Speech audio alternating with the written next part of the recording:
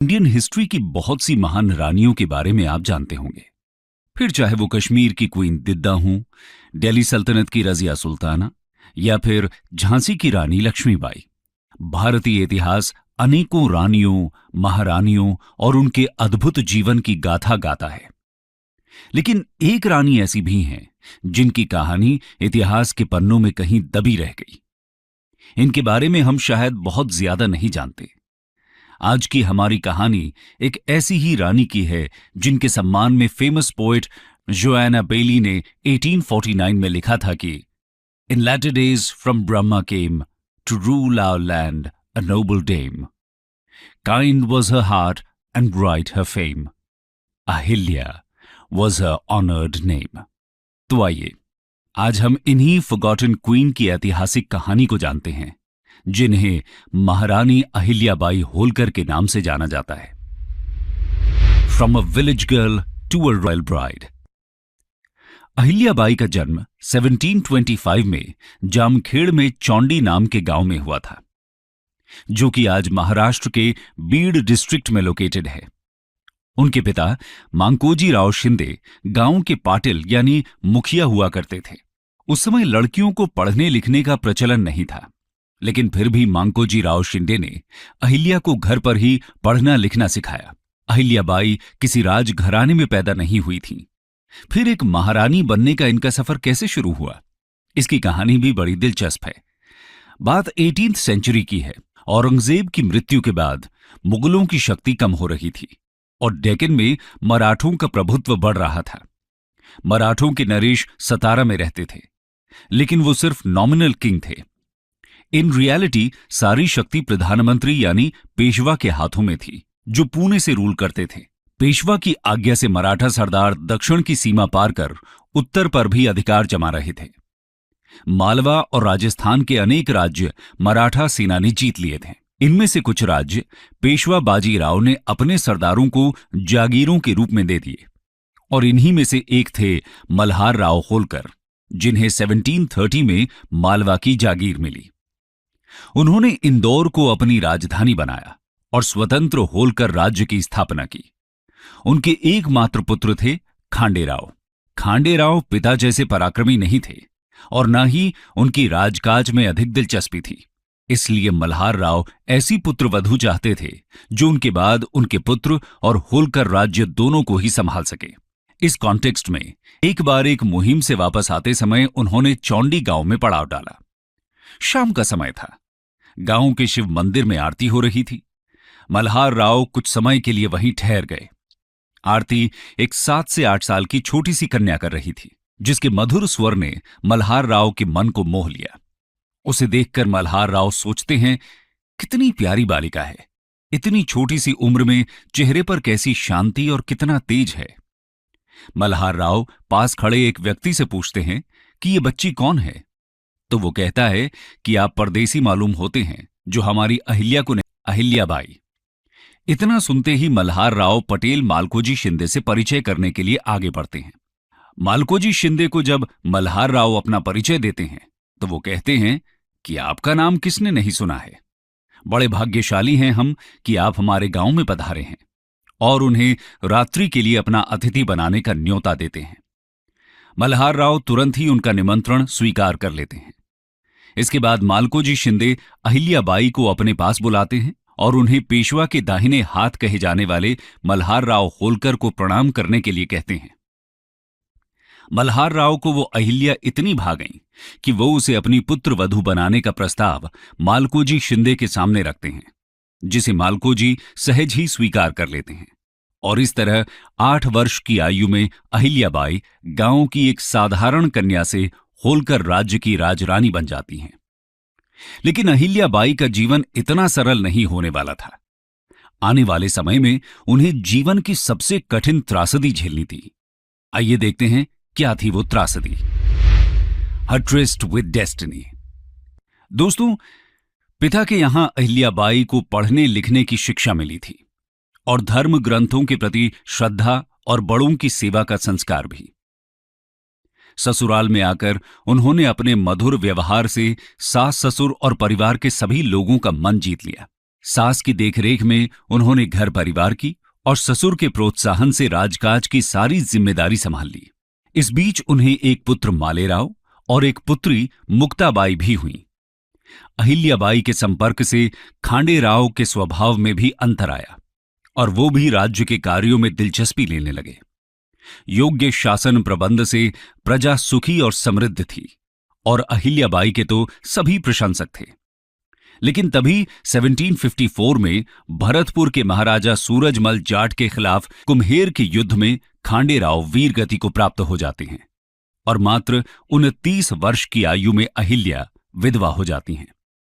अहिल्याबाई अपने पति की मृत्यु के बाद सती होना चाहती थी, लेकिन उनके ससुर मल्हार राव ने उन्हें रोकते हुए कहा, नहीं बेटी, अब तू ही मेरा बेटा है।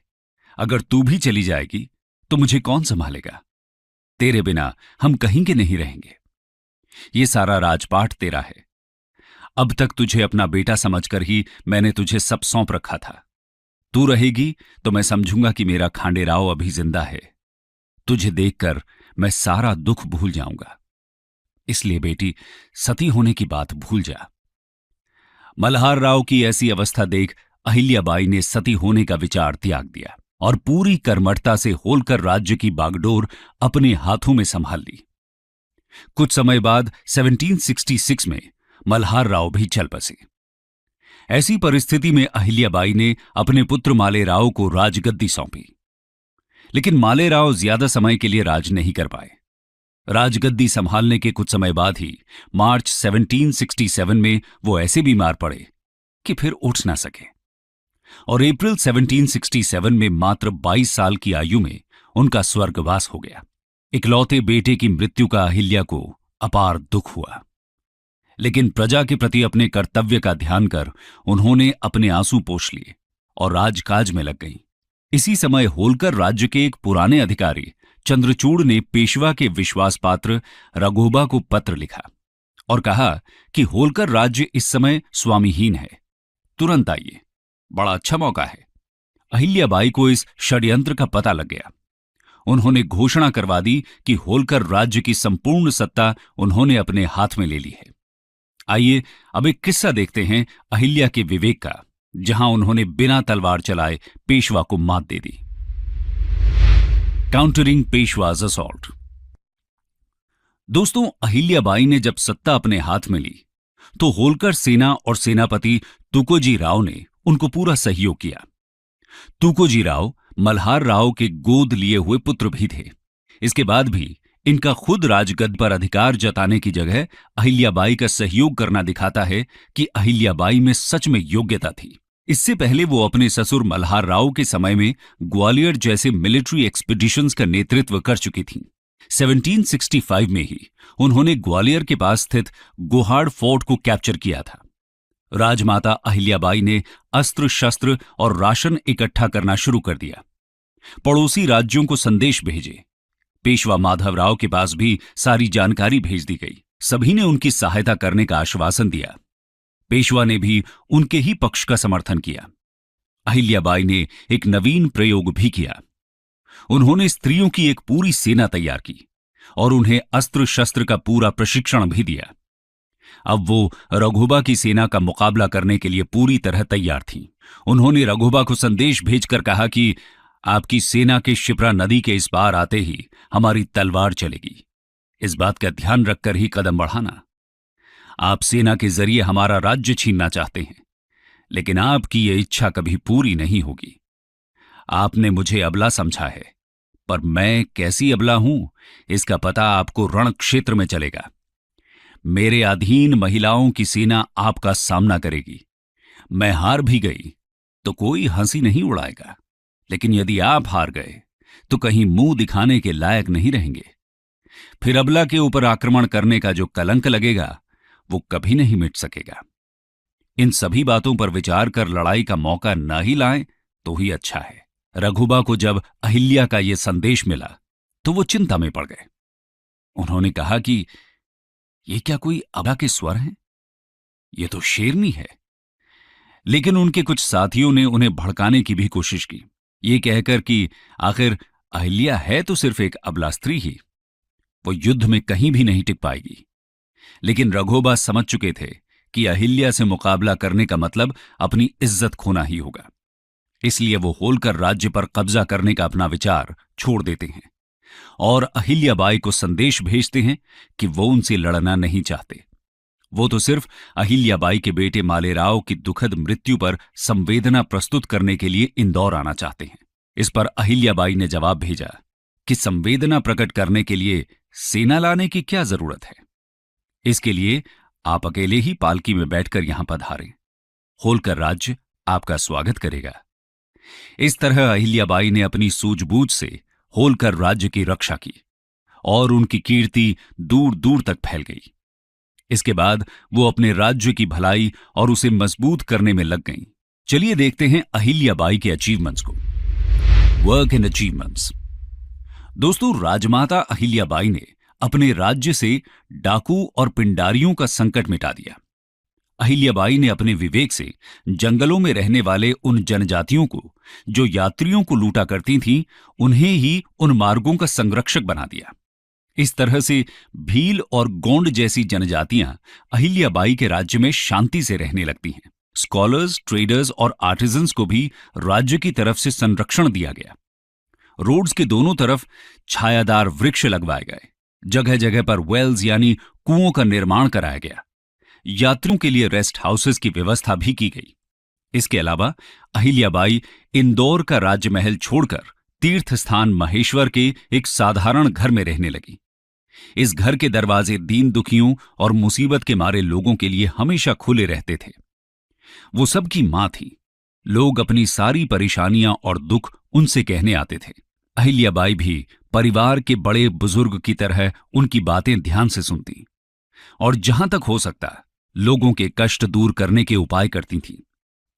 उनकी नई राजधानी महेश्वर लिटरेरी, म्यूजिकल, आर्टिस्टिक और इंडस्ट्रियल अचीवमेंट्स का एक मेल्टिंग पॉट बन गई थी। मराठी पोएट मोरोपंत, शाहिर अनंत पहांडी और संस्कृत स्कॉलर कुशाली राम जैसे विद्वान उनके राज दरबार की शोभा बढ़ाते थे। उनकी राजधानी अपने क्राफ्ट्समैन, स्कल्प्टर्स और आर्टिस्ट्स के लिए जानी जाती थी, जिन्हें महारानी की तरफ से संरक्षण प्राप्त था। महारानी अहिल्याबाई ने यहां टेक्सटाइल इंडस्ट्री की भी स्थापना की थी, जो आज अपनी महेश्वरी साड़ीज के लिए फेमस है।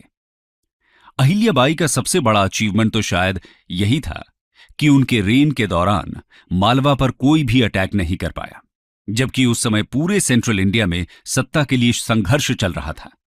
लेकिन राजमाता अहिल्याबाई के रूल में मालवा स्टेबिलिटी और पीस के एक ओएसिस की तरह था।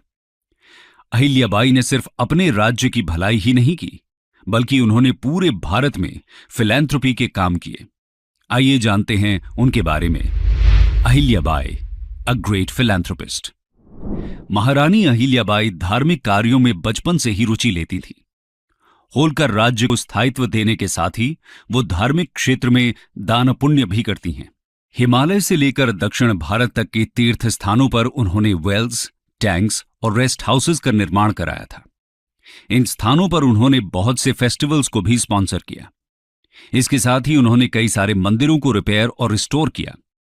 बद्रीनाथ, द्वारका, ओमकारेश्वर से लेकर पुरी, गया और रामेश्वरम तक हर एक तीर्थ स्थान पर किसी न किसी रूप में अहिल्याबाई का योगदान रहा है, जिसमें सबसे ज्यादा याद किया जाने वाला है काशी का फेमस विश्वनाथ टेम्पल, जिसे उन्होंने 1780 में रीबिल्ड और रिस्टोर कराया था।